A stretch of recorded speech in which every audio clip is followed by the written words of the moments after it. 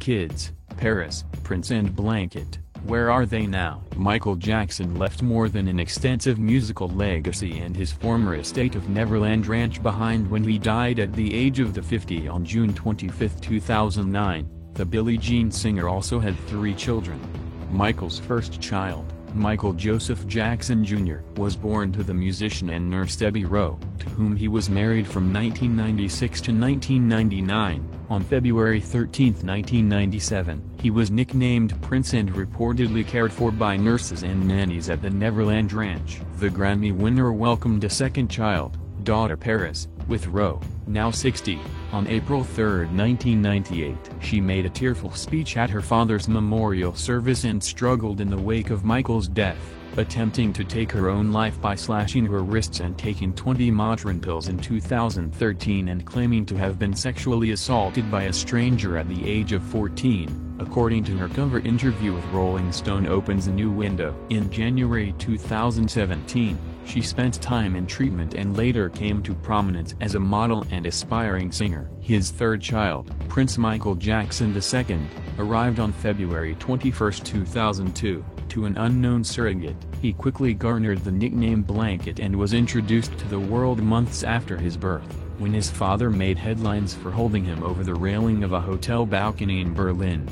The 19-time Grammy winner later called the action a mistake, saying, "I offer no excuses for what happened. I got caught up in the excitement of the moment. I would never intentionally endanger the lives of my children." Scroll through to find out where each of the pop star's children are today. His third child, Prince Michael Jackson II, arrived on February 21, 2002. To an unknown surrogate, he quickly garnered the nickname Blanket and was introduced to the world months after his birth, when his father made headlines for holding him over the railing of a hotel balcony in Berlin. The 19-time Grammy winner later called the action a mistake, saying, "I offer no excuses for what happened. I got caught up in the excitement of the moment. I would never intentionally endanger the lives of my children." Scroll through to find out where each of the pop star's children are today. The behind-the-scenes maverick, Prince, whose godparents include Macaulay Culkin and the late Elizabeth Taylor, admitted in a November 2016 interview that he can't sing and can't dance, yet he wants to follow in his father's footsteps and go into showbiz. On the other side of the camera, "I've always wanted to go into production. My dad would ask me what I wanted to do and my answer was always producing and directing," he told the Los Angeles Times opens a new window. Prince produced his first video for Omarobi Body's Automatic in 2016, launching King's Son Productions off its success. The shining star, the only daughter of a Dirty Diana crooner, Paris is also the most high-profile of the 3 children. She discussed her upbringing in an interview with Rolling Stone in January 2017. "I just thought his name was Daddy," she said of growing up with her famous father. "We didn't really know who he was, but he was our world, and we were his world." When you're at home, your dad, who you love more than anything, will occasionally come in the middle of class, and it's like, "Cool, no more class for the day. We're gonna go hang out with Dad." We were like, "We don't need friends. We've got you and Disney Channel." 2 months later, the star actress signed a deal with IMG Models, and has since starred in campaigns for labels including Calvin Klein and Chanel. In January 2019, the Gringo star checked into a treatment facility for her physical and emotional health. She addressed her well-being on Twitter on February 2nd, "There's no meltdown, no losing my st, or being demanding of anyone. Please don't believe what you read. I said it before and I'll say it again. I'm the happiest and healthiest I've been in a long time." Paris also sings, as seen in an Instagram clip opens a new window from March 2018, during which she jammed with musician Austin Brown.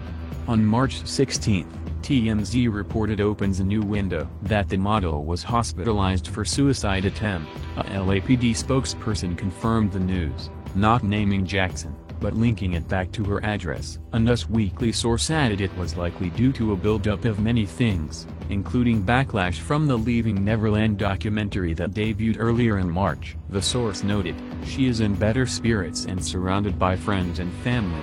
Post-treatment. Shortly after news broke, Jackson denied the reports on Twitter.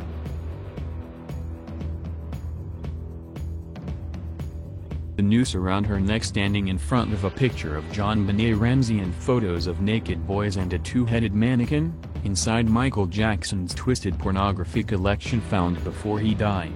The twisted nature of Michael Jackson's sizable and bizarre pornography collection was revealed in images released to the media in 2016. The huge cache of videos, books and images found at his Neverland Ranch in 2003, 6 years before he died, was noted in a Santa Barbara Sheriff's Department report. It featured women and men in scenes of bondage, transgender videos, young male erotica featuring men and teenagers, and even scenes of same-sex sadomasochism. In another odd image, a child beauty queen stands with a noose around her neck while standing in front of an image of child beauty queen JonBenet Ramsey. Much of the material was also detailed in court papers from the time, submitted after a young boy came forward claiming that he had been sexually abused and assaulted by the singer on multiple occasions.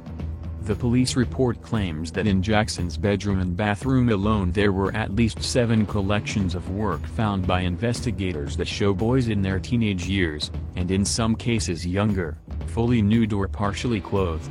One of the collections, Ta Ormina Wilhelm von Gloeden, is described in court papers as nude photos of teenage boys from late 1800s. Then there were Polaroids of 2 juvenile males. One of the juveniles appeared to be a young teenager, the other appeared to be adolescent, preteen, stated the report. The name Greg was printed above the child, who appeared to be off teenage years. This subject appeared to be wearing a white terry cloth robe. The name Kendall was printed over the adolescent-aged individual. The adolescent individual was bare-chested. The picture does not depict the lower half of the children, so it cannot be ascertained as to what they were wearing with regard to lower clothing.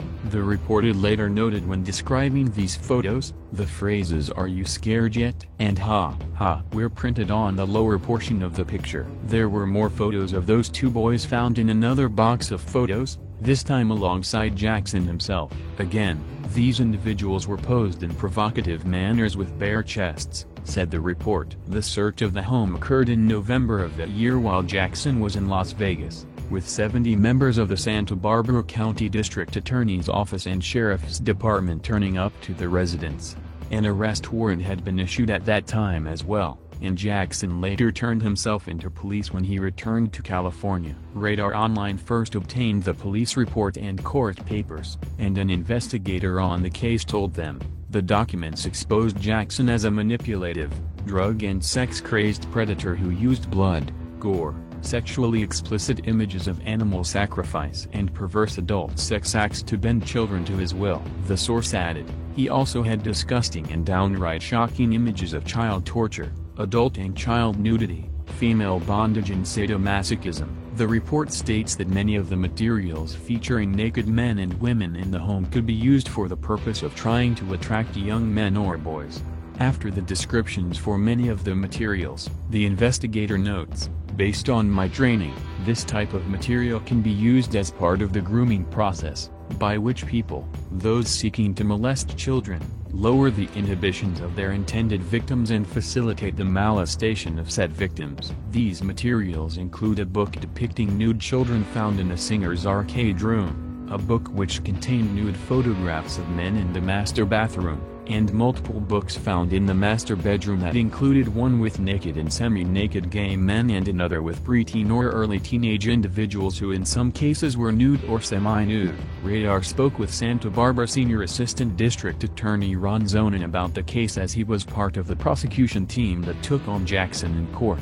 A lot of this stuff was used to desensitize the children, and Michael admitted taking one child after another into bed with him for long periods of time, said Zonin.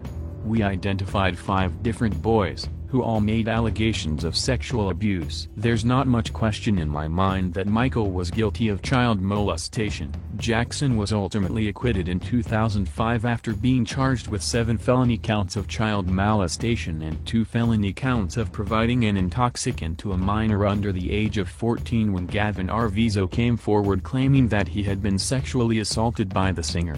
Gavin was a 13-year-old cancer survivor at the time of the alleged incidents. The claims made by Gavin were similar to the ones made a decade earlier when another 13-year-old boy, Jordan Chandler, came forward to say he had been molested by Jackson.